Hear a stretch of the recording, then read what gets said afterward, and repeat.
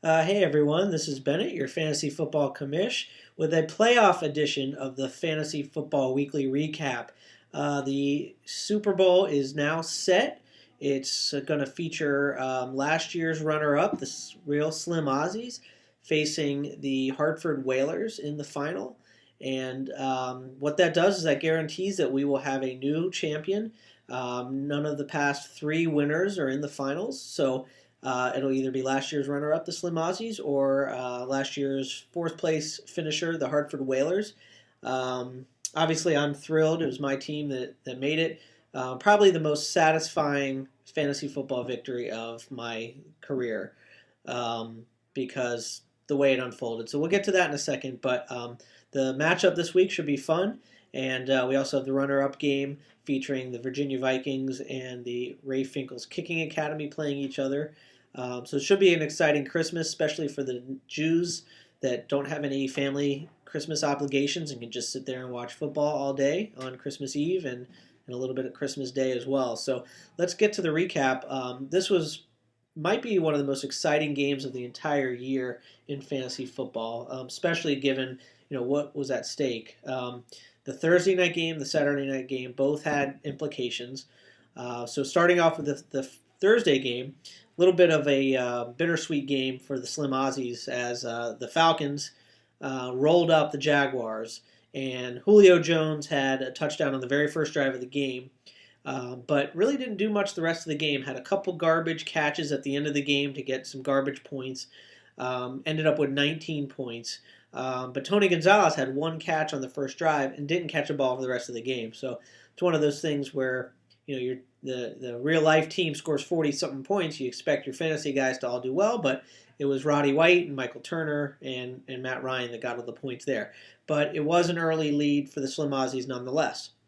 Next, we had the Saturday night game, which was another blowout game with the Cowboys and the Buccaneers. And now it was the Ray Finkel's turn to have a great day, with Tony Romo had 4 first-half touchdowns to get 28 points. Now, luckily for the Aussies, he was shut out touchdown-wise in the second half. So Romo had 4 first-half touchdowns, didn't do much in the second half, but a very, very solid 28 points.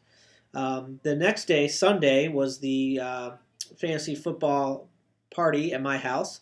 Didn't have too many people showed up, but we did have the Hartford Whalers and You Got Beat by a Girl and the Chicago Travelers all there to watch fantasy football or watch football and check on the fantasy scores as the day went on. And definitely did not start out well for the Slim Aussies. The early games, you had Drew Brees with 5 touchdowns. Every time I looked up, Drew Brees and the Saints were on offense the entire game, it seemed like, and he had 5 touchdowns. Marshawn Lynch had 2 touchdowns, didn't get that many yards. Steven Jackson got no touchdowns and hardly any rushing yards, but had like 9 catches for 76 yards. So those 3 people really ran up the score. The only saving grace, which turned out to be a huge difference in the game, was that Marquez Colston did not catch any of the 5 touchdowns for Drew Brees. So even though Drew Brees had a monster day, Marquez Colston only had 17 points. Could have been a lot more. So with that said, the Finkel's Kicking Academy had a nice 60-plus point lead late in the early games on Sunday. But the turning point came when Reggie Bush scored a 76-yard touchdown run late in the game there against Buffalo. And that was sort of the turning point, because up until that point, I was pretty much thinking I had no hope with such a big lead. And I commented to Temi that the only way Reggie Bush is going to get a touchdown is if he scores from outside the 30-yard line, because once they get into the goal line, they're giving it to Thomas, and Bush isn't doing anything. So sure enough, about 5-10 minutes later, Reggie Bush busts one off, gets a bonus point for a 50-yard plus touchdown, gets 2 bonus points for going over 200 yards, plus gets the yards, plus gets the touchdown. So Reggie Bush, that play really galvanized the Slim Aussies and led them through the second game, which had Calvin Johnson just having a monster game. And the funny thing about that is that he didn't do anything in the second and third quarters. but he had a touchdown early in the game, and then on the last couple drives had a lot of catches, including the game-winning touchdown. So Calvin Johnson, huge day, sort of negated the Drew Brees points. He ended up with 46 points. And Meanwhile, Brandon Jacobs and Rob Gronkowski didn't do much for Ray Finkel.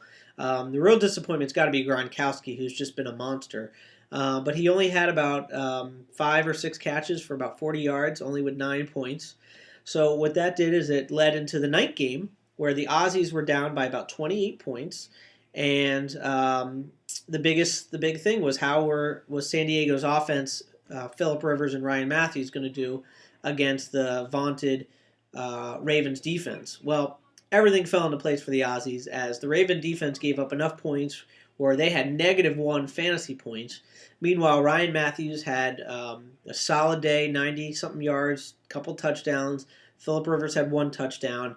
And of all things, the Slim Aussies had the game won before the Monday night game, where Michael Crabtree was playing. So the Aussies win the game 187-168. They did get 7 points from Crabtree on Monday night to pad the lead a little bit, but really an amazing game. Obviously, as a team owner, I'm pumped. It was, again, one of the most satisfying fantasy football wins I've ever had in my life, and I never gave up hope, but when I was down 60, 70 points, I didn't think I had a shot.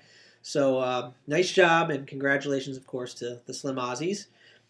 In the other game, not quite as exciting, but the number 1 seed did go down.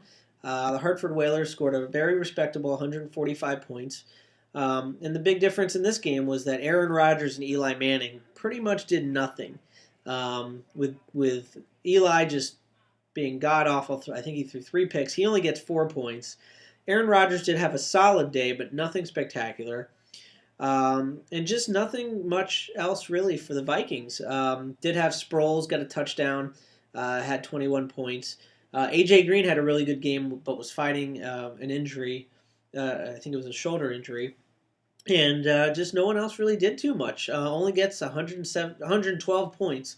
Really disappointing. The Vikings had the number 1 seed. They weren't scoring much early in the season, but late in the season they were scoring a lot. So, Art's got to be pretty bummed about that showing. And the Hartford Whalers had a very solid 145-point day. Brady and Cam Newton each got 20-plus points. Waiver wire pickup Ryan Grant had 12. Nate Burleson did okay. And just, overall solid day, not spectacular, but the Whalers are in the finals to face the Slim Aussies. So congratulations, both teams. Should be an exciting matchup, and let's go ahead and look ahead to the ForrestLand MishMash Fantasy Football Super Bowl coming up. And the good thing about this is it's on Saturday. Don't even have to wait till Sunday, so it's an extra day.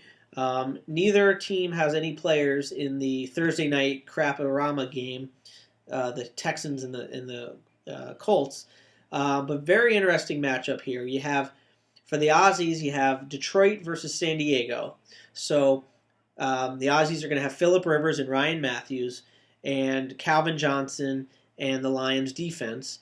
The Whalers are going to counter that with Nate Burleson. So Nate Burleson, Calvin Johnson, that could be a big factor, and depending on who gets more points there. For the Aussies, you also have another big game for both teams. Actually, is the Dolphins and the Patriots. The Whalers have Tom Brady. The Aussies have Reggie Bush. Reggie Bush has been sort of the unsung hero, the surprise pickup of the year for the Aussies, getting all these points when it was really just a bye week fill-in about 6 weeks ago, and he's been in my lineup ever since. And then, of course, it's going to really come down to the Monday night game, the Falcons and the Saints. The Slim Aussies have Julio Jones and Tony Gonzalez, and the Whalers have Michael Turner. So it should be exciting. Hopefully, it'll come down to the Monday night game. It's a battle of the Forrest cousins, so a Forrest will definitely win the Fantasy Football Championship. And I'm really looking forward to it. I'm excited to be in the finals. No time to talk about the consolation games, but should be exciting. So, I hope everyone will watch and root for one of us. I know if your team's out of it, it's not as exciting, but watch the games and root for your team.